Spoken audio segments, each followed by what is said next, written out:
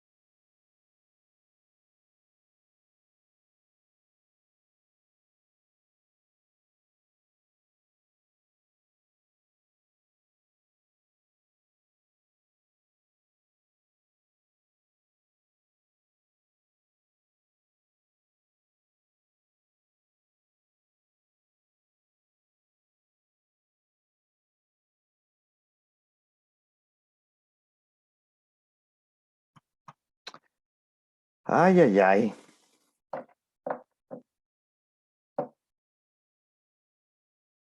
Voy a tener que hacer la clase a una sola persona. Genial.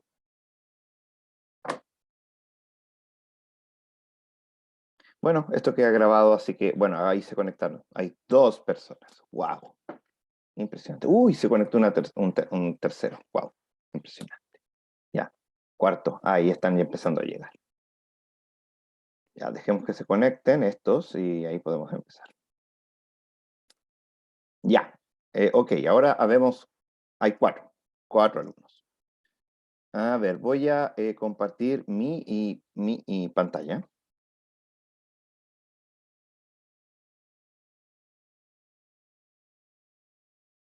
Entonces vamos a poner el chat por acá para que yo lo tenga a la vista y la cantidad de participantes por si se une alguien más. Ya, entonces nosotros la clase pasada terminamos de hablar de los métodos tradicionales de cómo... le recomiendo que se mutee si hace eso. De hecho, lo voy a mutear yo. Ya, la clase pasada terminamos de ver los métodos tradicionales para abordar un problema. Y en particular, terminamos con backtracking y yo les mostré el ejemplo de resolver las n reinas con backtracking. Y acá está, si se acuerdan bien, nosotros teníamos las restricciones, que era que si las reinas se comían, ya sea en forma horizontal o en forma diagonal, la vertical está asumida porque estamos poniendo una reina por columna, entonces era la única forma en que nosotros podíamos podar. En cualquier otro caso, hacemos un recorrido por profundidad del árbol de búsqueda. Entonces, veamos si efectivamente esto funciona, porque nunca lo probamos, ¿no? Entonces vamos a compilarlo. Están viendo, ¿no?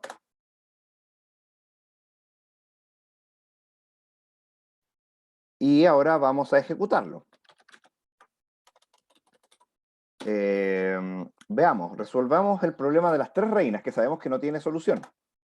Y efectivamente dice que no existe solución. Muy bien. Veamos el problema de las cuatro reinas.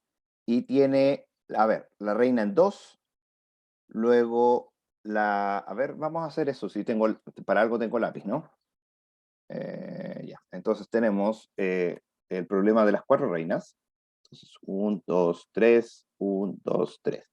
Tenemos la reina en 2, luego la reina en 4, luego en 2. La dibujé en 1. En 2, en 4, en 1, y la última reina está en 3. Y efectivamente no hay ningún problema.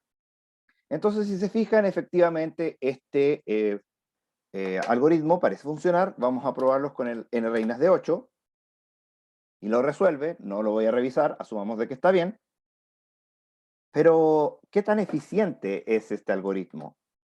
N reinas de 20. N reinas de 27. N reinas de 29. Se demora un poquito, ¿ah? N reinas de 30.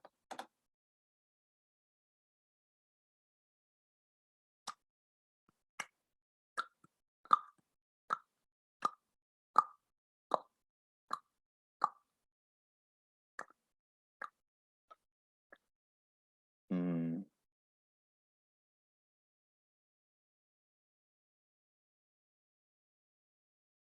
parece que se va a demorar, ¿no? Ah, ahí terminó. No, nunca tanto.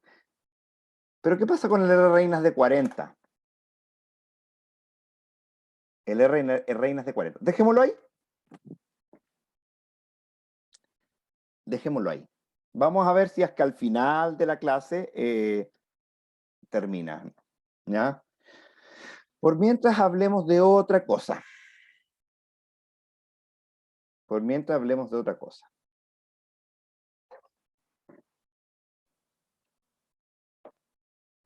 Supongamos que esto sea un cuadrado perfecto. De hecho, voy a hacer un cuadrado perfecto porque creo que puedo.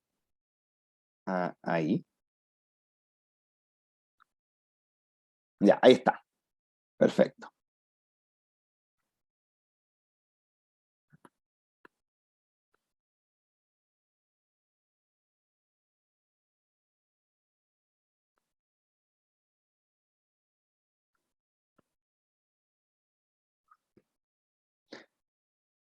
Pregunta.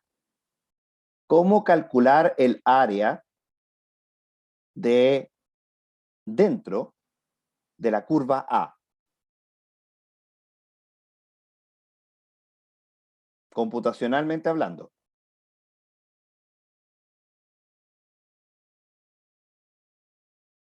Porque bueno, humanamente hablando yo creo que tampoco podríamos, ¿no? ¿A alguien se le ocurre una forma de calcular el área de A? Pueden hacer trampa, ¿ah? Cualquier forma que se le ocurra. ¿Cómo eficientemente calculamos el área de A?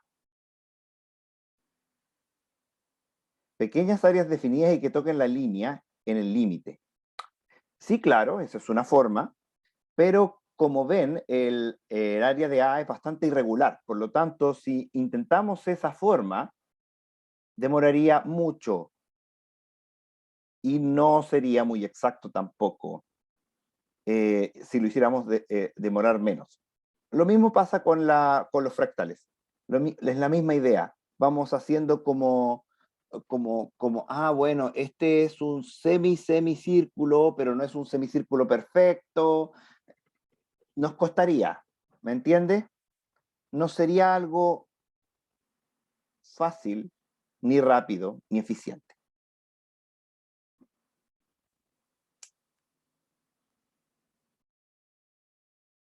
Yo les voy a mostrar una forma de calcular rápidamente el área. Es de la siguiente manera.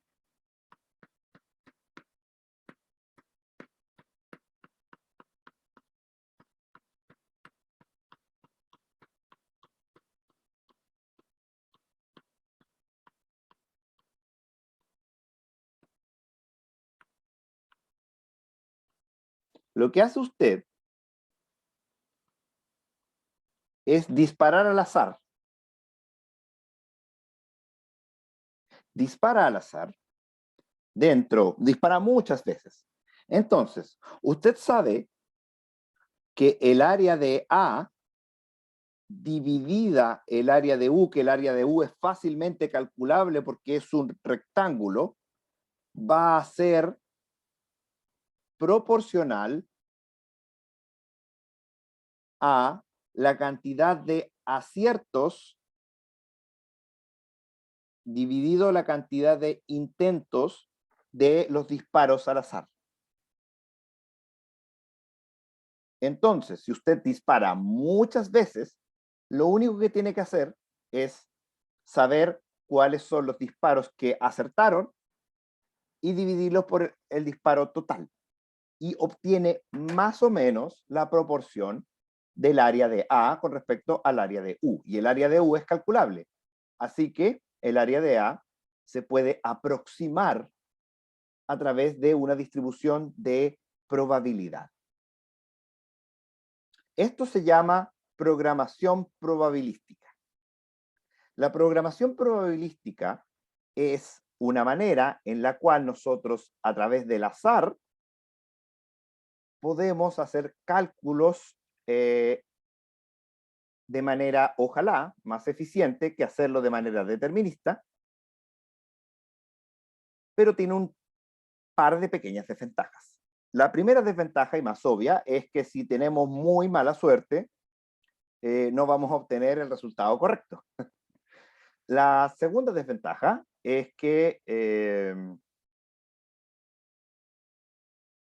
cuando queremos calcular cosas que son sí o no, porque aquí estamos aproximando, así que no hay problema, pero cuando queremos calcular cosas con sí o no, pueden que fallemos. Y si queremos calcular cosas de manera eficiente y rápida, puede que la suerte no nos favorezca y terminemos haciendo cosas peores. Quiero ponerles un par de ejemplos, así que me voy a ayudar esta vez con ay, no, espérense, no, me voy a ayudar con la PPT para que mostrarle algunos ejemplos. Entonces acá tenemos la PPT, vamos a revisarla de manera por encimita, porque no es la idea. Eh, entonces, la primera motivación se las voy a decir después porque esa es fácil. Eh, Acá está una tabla comparativa entre los algoritmos deterministas y los probabilísticos. Como les dije, los probabilísticos tienen características propias. Eh, Puede ser que un algoritmo probabilístico no termine de ejecutarse. Puede ser que un algoritmo probabilístico dé una solución distinta. Puede ser que un algoritmo probabilístico cometa errores. Y además, analizar un algoritmo probabilístico es complejo, a diferencia de analizar un algoritmo determinista que a veces es simple. Los algoritmos probabilísticos se ocupan solo por el hecho de que hay algoritmos que se demoran demasiado, porque nosotros no tenemos todo el tiempo del mundo. Nuestra vida es corta, más aún nuestros requerimientos de resolver un problema. Por lo tanto, la gracia es disminuir el tiempo necesario para hacer un cálculo, arriesgándonos un poquito. Tampoco tanto, ¿eh? Vamos a ver algunos ejemplos. Tenemos tres grandes, en realidad son dos y la segunda se divide en dos, pero lo vamos a decir como tres. Tres grandes maneras de tener algoritmos probabilísticos. El primero se llama los algoritmos de tipo numérico. El que acabamos de ver, el cálculo del área, es un algoritmo de tipo numérico. Los algoritmos de tipo numérico lo que hacen es efectivamente tratar de aproximar un resultado. El típico algoritmo numérico que ya está en desuso porque se calcula de otra forma, pero se ocupaba cuando no existían los computadores. Miren, si uno tiene una separación, por ejemplo, un pedazo de madera, un piso de madera, y tiene como de esto, ¿verdad que los pisos de madera tienen el pedazo de madera y por lo tanto hay hoyitos entre medio, muy chiquititos, pero hoyitos hay? Entonces, si usted tiene una aguja y lanza la aguja y la deja caer, la probabilidad de que la aguja toque la separación de las maderas depende de pi. Entonces, la probabilidad de tocar la madera es 2 veces el largo de la aguja dividido el ancho de la madera por pi. Por lo tanto, la probabilidad se puede con el número de intentos partido por el número total. Entonces, uno puede calcular pi como el largo de la aguja por el número de intentos dividido el largo de la madera por el número de aciertos. Y con eso usted tira y puede aproximar pi. De hecho, me parece mucho que tenía el ejemplo de eso en alguna parte, con un applet que estaba en internet, pero no creo que valga la pena verlo. Con el otro que vimos es más que suficiente. Ojo, Buffon es porque el apellido no era realmente un bufón, ¿eh? Luego tenemos los algoritmos, la integración Monte Carlo, que, ojo, es distinta que los métodos Monte Carlo, ¿ya? La integración Monte Carlo es que nosotros no realmente hacemos una integración, porque hay integrales que no son calculables. Entonces, en vez de calcular la integral, nosotros hacemos esta propiedad. El límite de b en menos a partido por n, cuando n tiende a infinito, es igual a la sumatoria de la función evaluada según esto, y eso es igual a la integral. Por lo tanto, si nosotros hacemos una suma de valores y siendo n la cantidad de el tiender a infinito, uno puede calcular, aproximar el valor de la integral. Y en realidad lo que se hace es dar el n tan grande como el tiempo que tenemos para calcular la integral. Entonces, mientras más grande el n, más cerca estamos de calcular el valor de la integral tal cual es. Porque en el límite es exactamente igual. Por lo tanto, ¿cómo los computadores calculan integrales? No lo calculan como nosotros, lo aproximan. Así que la integración Monte Carlo se ocupa de manera los computadores integran así. Y por otro lado, después de los métodos numéricos, tenemos los métodos exactos. Y de los métodos exactos tenemos dos métodos. Uno se llama el método Monte Carlo. El método Monte Carlo se ocupa cuando el problema que queremos resolver no se puede resolver eficientemente de otra manera. Estos métodos se tratan de respuesta sí o no, o de respuesta exacta en el sentido de, por ejemplo, un orden o lo que sea, pero puede equivocarse. Pero mientras más tiempo lo dejamos correr, más alta es la probabilidad de que la respuesta sea correcta. Un algoritmo, Monte Carlo, se le dice P correcto, con P superior a 0,5, o sea, mayor al 50%, si es que la solución regresada es correcta con una probabilidad mayor a 0,5. Si la probabilidad es menor a 0,5, entonces mientras más veces lo hagamos, mayor es la probabilidad de error.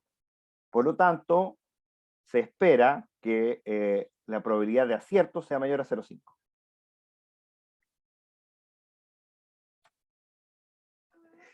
Un ejemplo extremadamente usado es el cálculo de los primos. Usted sabe que calcular primos es extremadamente ineficiente. Así que lo que se hace es lo siguiente. Se dice, el pequeño teorema de Fermat dice que si n es primo, entonces para todo valor más chico que n, si a lo elevamos a n-1 y le aplicamos mod n, nos tiene que dar 1, exactamente. Entonces, si nosotros encontramos un valor a y le aplicamos este cálculo, y nos da distinto de 1, entonces sabemos que el número no es primo. Por lo tanto, esto se llama un test de primalidad. Y usted lo que hace es elegir al azar varias veces y lo intenta, lo intenta, lo intenta. Si muchos A's nos dan 1, entonces el valor que estamos probando probablemente es un primo. Y esto se ocupa mucho. Ahora, hay algunos que se llaman los primos engañosos, que tienen muchos A's y muy pocos que no lo cumplen. Pero bueno, eso pasa. Y luego tenemos los algoritmos Las Vegas. Los algoritmos Las Vegas es parecido a lo que hace Monte Carlo, pero el algoritmo Las Vegas tiene una pequeña distinción. El algoritmo Las Vegas jamás se equivoca. Entonces, o bien, si se nos acaba el tiempo, dice no alcancé, nunca da una respuesta incorrecta, sino dice, ¿sabe qué? No le alcancé a calcular. O bien se demora lo suficiente para dar un valor. Y esos que se demoran suficiente hasta dar un valor se llama los algoritmos de tipo Sherwood. Sherwood, del bosque de Sherwood, de Robin Hood, ustedes lo cachan, que la gracia es quitarle a los ricos y darle a los pobres. Recuerden, les voy a dar el ejemplo clásico. ¿Se acuerdan cuál era el peor caso del quicksort?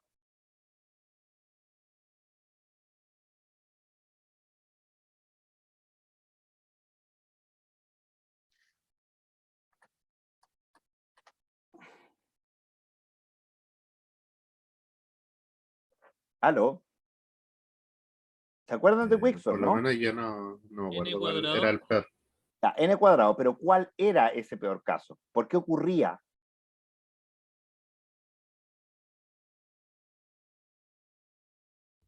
porque estaba al revés. Estaba ordenado, pero al revés. Si se acuerdan bien y teníamos nuestro arreglo, nosotros elegíamos con que este valor, el último del arreglo, era lo que nosotros llamamos el pivote. Elegíamos el pivote y el pivote, si era un número, por ejemplo, teníamos 1, 2, 5, 7, no sé, pues 3, 4, 6, 8, y aquí teníamos 0, por ejemplo, era un mal pivote. ¿Por qué era un mal pivote? Porque significa que todos estos valores los teníamos que correr hacia acá. Porque eran más grandes. Entonces, el peor de los casos era cuando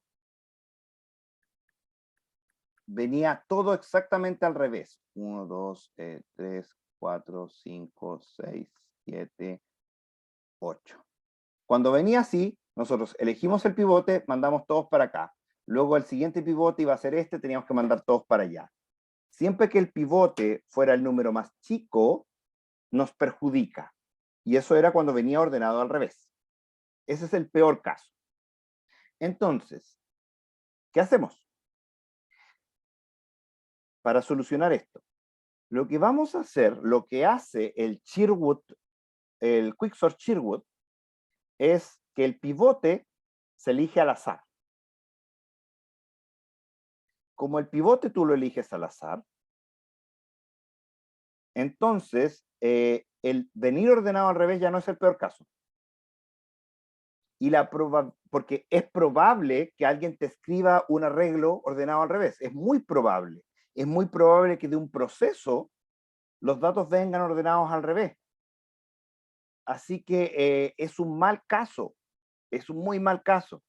Entonces, si nosotros elegimos los pivotes al azar, la probabilidad de que sea el peor caso, eligiendo el pivote al azar, es 1 partido por n factorial.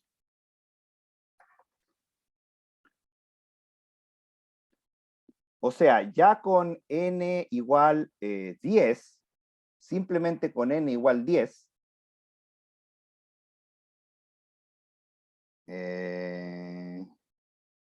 10 factorial, estamos hablando de, déjenme hacer 1 dividido 10 factorial, de 0,0000001%. Solo con 10. Imagínense con más.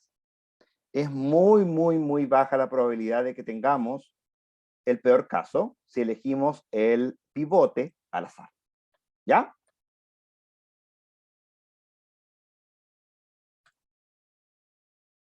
La cosa es que cuando usted haga los algoritmos tipo Sherwood, el caso que se vaya a demorar sea muy chiquitito, tengamos una probabilidad muy bajita. Esa es la idea.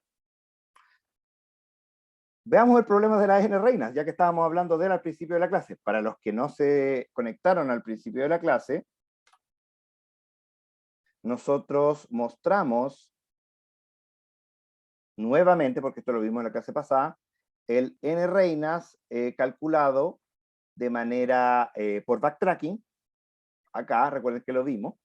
Y nosotros dejamos calculando el n reinas de 40 acá.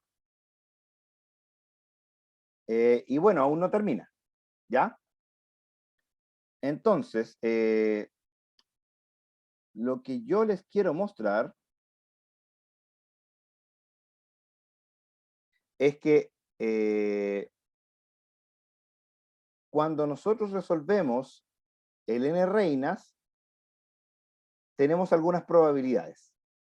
La probabilidad de éxito del 8 reinas es el 13%, ¿ya? La cantidad de nodos visitados, si es que nosotros lo resolviéramos por así como pongo 1, 2, 3, 4, 5, 6 reinas, justo en el orden y justo el achunto, son 9. Pero en el peor de los casos, son 6.971 nodos si es que yo lo hago por backtracking. Si yo elijo los nodos, o sea, cada número lo elijo al azar, la probabilidad de éxito, o más bien dicho, la cantidad de nodos que puedo visitar con la estrategia azarosa, son aproximadamente 56 nodos. 56 en comparación con 6.971.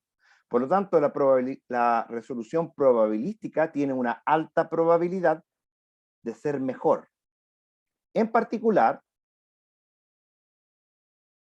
cuando resolvemos el problema de las 39, 39 y yo dije 40, me equivoqué por una. Bueno, pero para las 39 reinas, si lo resolvemos por backtracking, estamos hablando de revisar 11.402.835.415 nodos. Y si aplicamos las vigas tipo Sherwood con la estrategia probabilística, nos vamos a demorar algo así como poquito menos de 10.000 nodos. Entonces, estamos hablando de 41 horas versus 150 milisegundos. Vamos a verlo, ¿no? Vamos a verlo.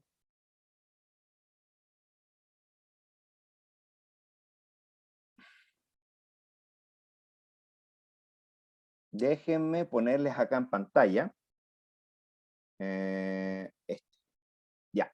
¿Están viendo el código fuente? Sí, profe. Ya. Fíjense, ¿qué es lo que hacemos acá? Lo que hacemos acá es, bueno, declaramos el azar. Y lo que hacemos es dar el tamaño de la cantidad de reinas y declaramos nuestro arreglo. Porque usted sabe, si tenemos 8 reinas, dejamos 8 enteros, donde cada entero representa la posición de la reina en la columna iésima.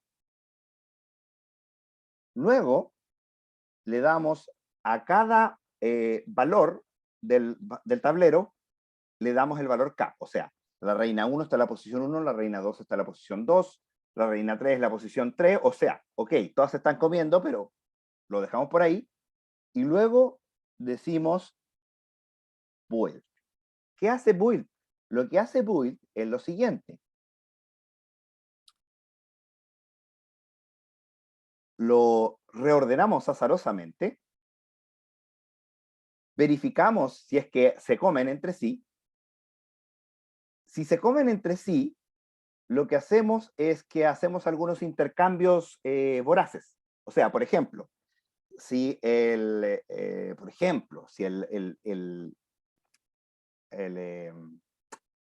la columna 3 y la columna 5 se están comiendo, y también pasa lo mismo con la 7 y la 8, entonces puedo, no sé, pues intercambiar la 3 con la 6, perdón, con la 7, y volver a ver. Eso es un intercambio voraz. Si los intercambios voraz fallan, entonces lo que hacemos es volver a intentarlo. ¿Cuántos cambios voraces intentamos? La cantidad del tamaño. O sea, si son un tablero de tamaño 10, intentamos 10 intercambios voraces. Si no funciona, lo intentamos. Intentamos de nuevo hacer este pull. Y eso es básicamente lo que hace este algoritmo. Eso es todo. Intenta azarosamente, hace intercambios voraces, si no funciona, lo vuelve a intentar azarosamente. Eso es todo. ¿Se entiende?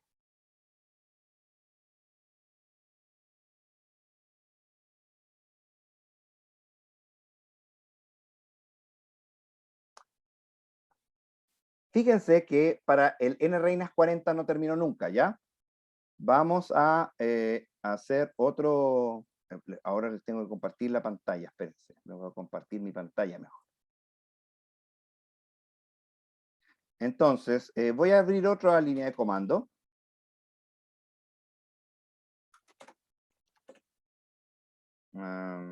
Estamos acá. Y voy a compilar el n reinas probabilístico.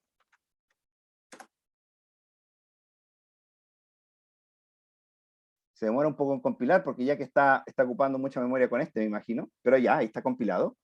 Entonces vamos a ejecutar el reinas probabilístico para un tablero de tamaño 3 y bueno, ahí se va a quedar pegado porque no hay respuesta, así que va a intentar azarosamente una y otra y otra y otra y otra. No va a terminar nunca, porque n reinas 3 no existe.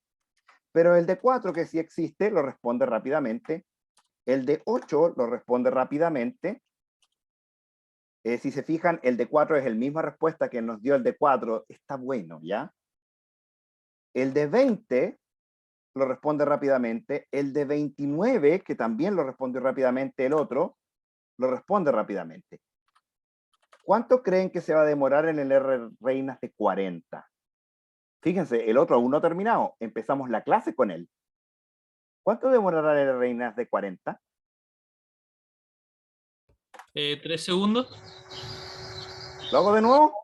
Como el meme de Bob Esponja. ¿Quieren que lo haga? ¿Quieren verlo hacerlo otra vez? Eso se demoró. Nada. No se demoró nada. Decir una centésima de segundo yo creo que es mucho. No demoró nada. Ahí está, listo, se acabó. Pero todas las respuestas son diferentes, sí. Son distintas, pero todas son correctas. Sí. Ese es el punto. Eso les quería comentar hoy día. Y con esto vamos a hacer algo interesante. A ver, ¿ustedes conocen el Battleship?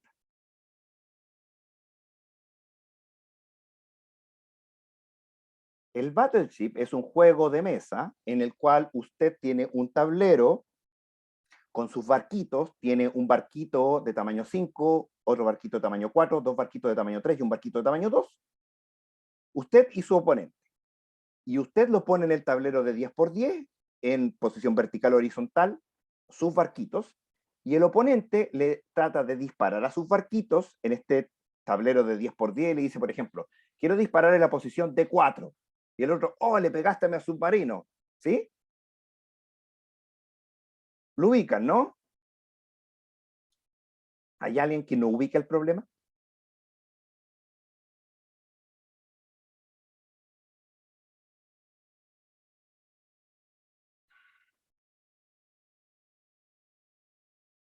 Entonces, tengo el enunciado por aquí.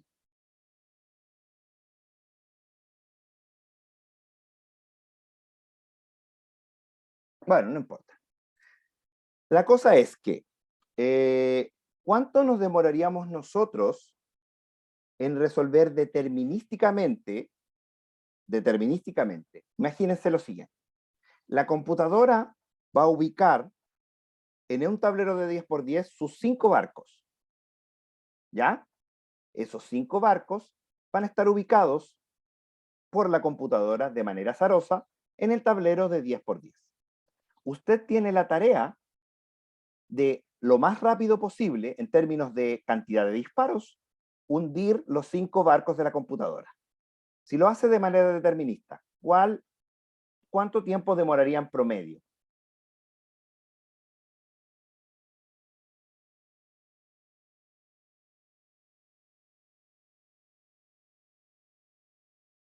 N cuadrado, correcto. No tanto N cuadrado, pero aproximadamente N cuadrado. Es el peor caso con un poquito menos. En realidad es como 95 disparos si el tablero es de 10 por 10. Entonces, ¿cuál es la tarea que les voy a asignar? Es un proyecto. Yo creo que para vuelta de Navidad, o sea, vuelta de Año Nuevo, veamos. Esto está acá, déjenme ver. No. Este tablero es del 2017, no, es muy viejo. El tablero de acá es de 2020. Este es el tablero que está acá, perfecto. Entonces, ¿cuál es su tarea? Yo les voy a pasar el tablero.java, lo pueden traducir a C si ustedes quieren, pero tiene que ser traducción exacta, que lo que hace es efectivamente ubicar en el tablero de 10 por 10, lo hace en el tablero de 10 por 10. Usted si quiere hacer un tablero más grande puede ser, pero para mí es de 10 por 10, y ubica las naves azarosamente. Entonces usted puede dispararle a las naves, y lo que hace es sumar un intento.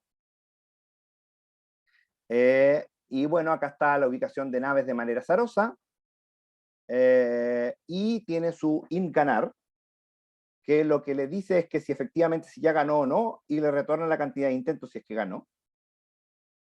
Y tiene un imprimir, pero que debería ser privado en realidad, pero está público para que ustedes vayan a intentar. Yo les voy a pasar este archivo y un instructivo. La idea es que ustedes trabajen con una estrategia probabilística para que la cantidad de disparos promedio que ustedes tomen para hundir los 5 barcos sea menor que 50. Si ustedes logran eso, tienen un 7 en el proyecto. Ahora usted dirá, chuta, profe, pero ¿cómo hago eso? No se preocupe, hay ayudas. No sé si los tengo aquí a mano, pero se los voy a subir. Hay un video hecho por el canal Visos 2, en el cual explican este problema de manera bastante didáctica. Les voy a pasar el problema, pero ahí tienen un enlace a el sitio del gobierno norteamericano, de la naviera norteamericana, donde dicen cómo ir mejorando la probabilidad. Usted parte, por ejemplo, les voy a pasar el enlace, no se preocupe. Usted parte como diciendo, ya, disparo al azar. Luego dice, pero en vez de disparar al azar, una vez que le achunte, en realidad yo sé que al lado de donde le achunté debe haber un barco posible, el barco más chico es de tamaño 2. Así que trato de disparar en la periferia de donde le achunté. Y ahí empieza a bajar el promedio. Bueno, como me basta pegar a uno solo y después yo le pego a toda la periferia, entonces lo que me basta sería no pegar al azar en todos, sino que pegar al azar en las posiciones impares. Y ahí va bajando cada vez más el promedio, tomando esta estrategia probabilística, con la estrategia probabilística mejor, que ahí es bajo los 41, que no es necesario que lo implementen así, yo no lo hice, mi promedio es 49, es hacer un mapa de calor. Usted dispara en una posición y dice, ok, si aquí no le achunté, lo más probable es que distribuyamos la probabilidad en el mapa de distinta manera. Por ejemplo, si disparé en la superior izquierda y ahí no le achunté, lo más probable es que el barco esté en la inferior derecha, por lo tanto le asigno una mayor probabilidad a disparar a la inferior derecha. Y ahí voy mejorando cada vez más el promedio. Pero bueno, esa es la asignación. Me pone presente, ahora, mañana vamos a ver más detalles de esto y les voy a pasar el enunciado. Espero que les haya gustado esto de la estrategia probabilística. Ya vamos a ver con más detalle la asignación, el desafío. Pero como usted ve, es una forma interesante de reducir el tiempo.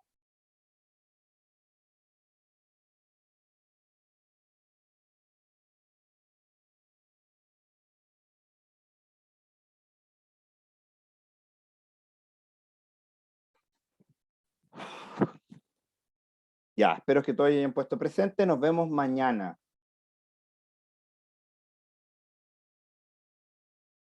Chao, profe, cuídese. Chao, chao.